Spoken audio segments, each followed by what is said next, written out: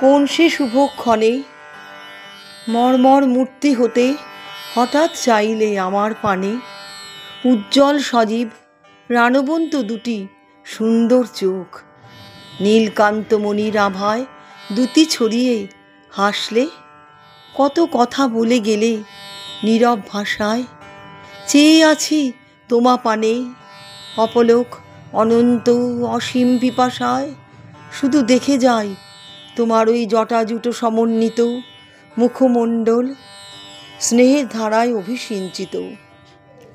তোমাকে স্পর্শ করার ইচ্ছা হলেও নিজেকে করেছি সংযত, বিশ্বস্রষ্টা বিশ্বের আশ্রয়স্থল, আমার চক্ষে আনলে অশ্রুজল।